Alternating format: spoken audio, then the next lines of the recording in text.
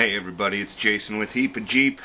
Sorry it's been a while since my last video, but over the summer we ran into some housing issues where we had to get out of the rental we were in. We ended up buying a house, but that took forever, and then we had to move, and then we had to get stuff put away, and I had to build stuff in the new house. So not quite settled in where I'd like to be, but repairs on the Jeep have to go on, and it's been a while since my last video, so thought I would make one here. Now this is going to be simple maintenance today. You can see there's a little bit of snow out. It's the middle of January here. We just had a polar vortex dump snow on us, so I've got it in the garage, got a little space heater going, and it is freezing out here. But the other day my four-wheel drive was acting, I don't know, a little gitchy, and I was talking to some mechanic friends of mine, and they were throwing all kinds of suggestions out there.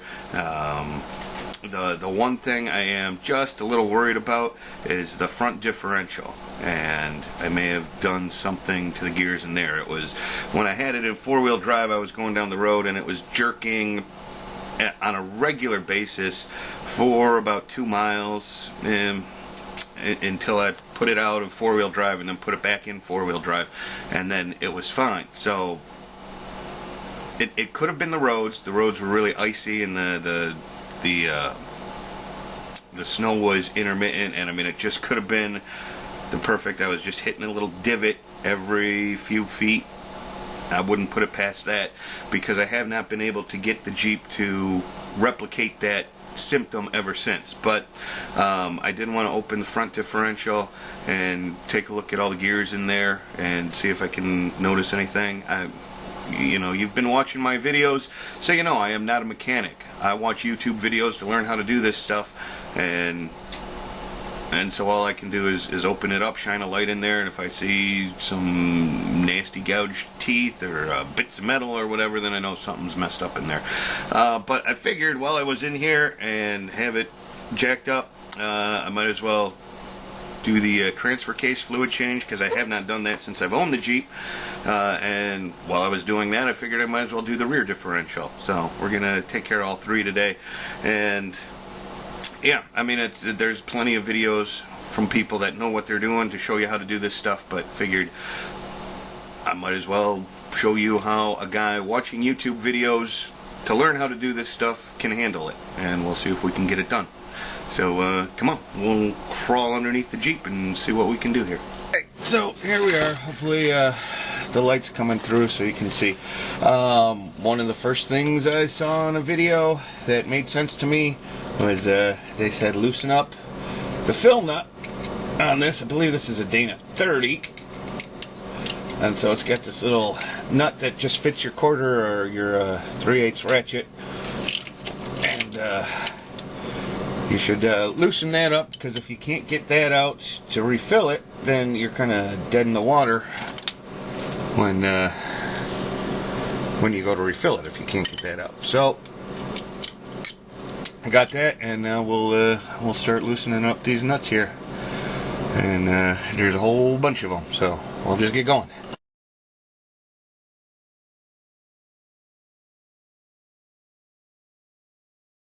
So all the bolts are out. The top one is nice and loose, but I left that in, and now we're going to take the dead blow hammer, just a plastic mallet, see if we can break the seal.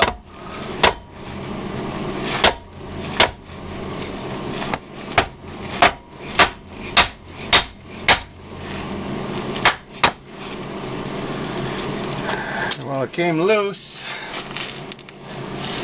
The RTV is holding it in place, so there we go. Drain pan, blah blah blah.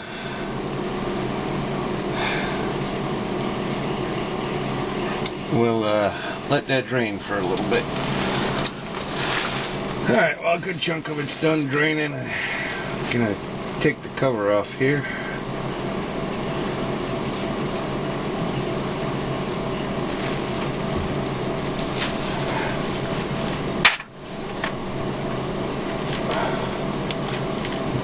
make too much of a mess. Alright, so I probably should have driven this around for a few minutes to get the oil nice and hot, because it's taking forever to drain out of here. But I figure while it's draining, we'll do some scraping of the old RTV.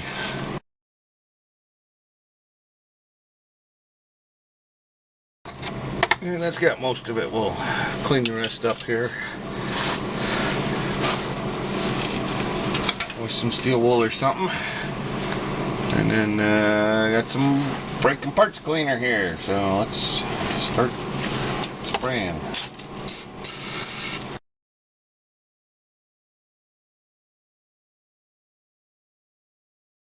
So let's shine a light in there and see what we can see.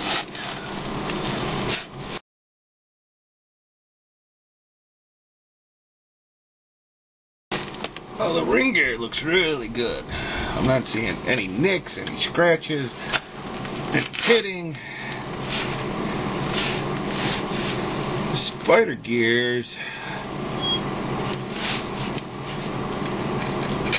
yeah, it's hard to see.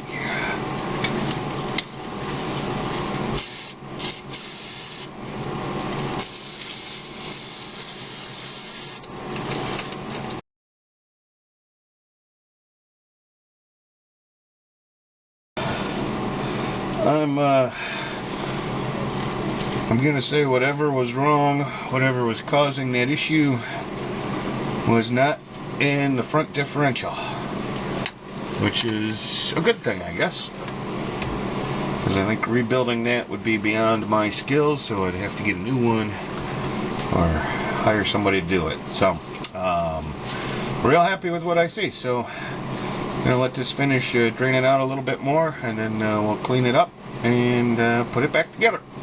I got a piece of red Scotch-Brite, and I'm just using this to clean up the rest of the RTV.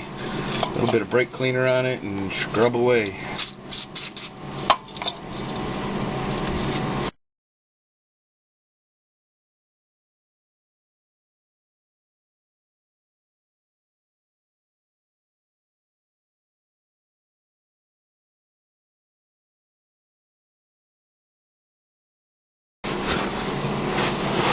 Trying to get the last of that brake cleaner out of there.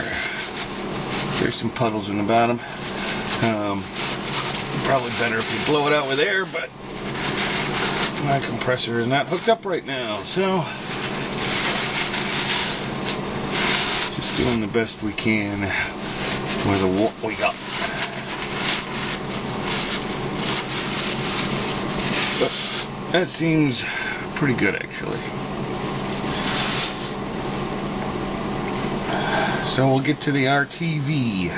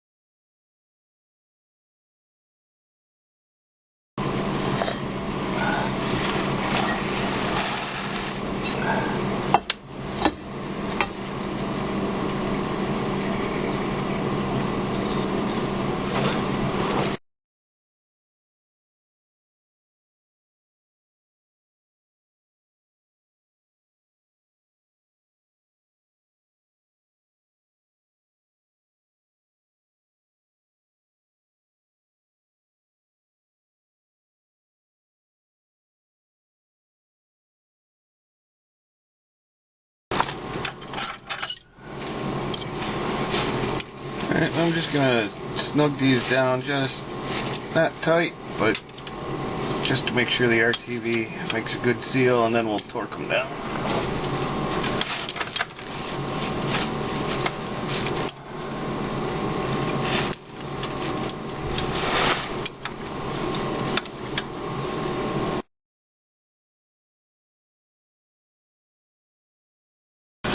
Alright, so we'll let that set up for a little while, and then we'll torque them down to spec.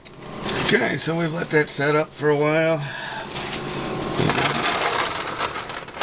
According to the factory service manual, they should be torqued down to 30 foot-pounds, so that's what we're going to do with as many as we can reach in here.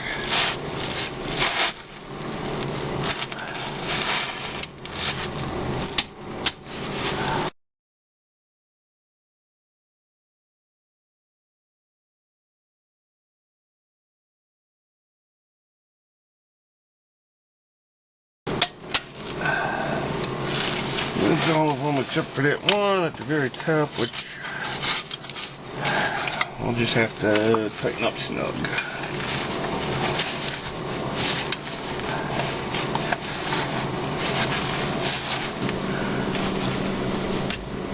We'll see if we need a funnel. It looks like we do need a funnel.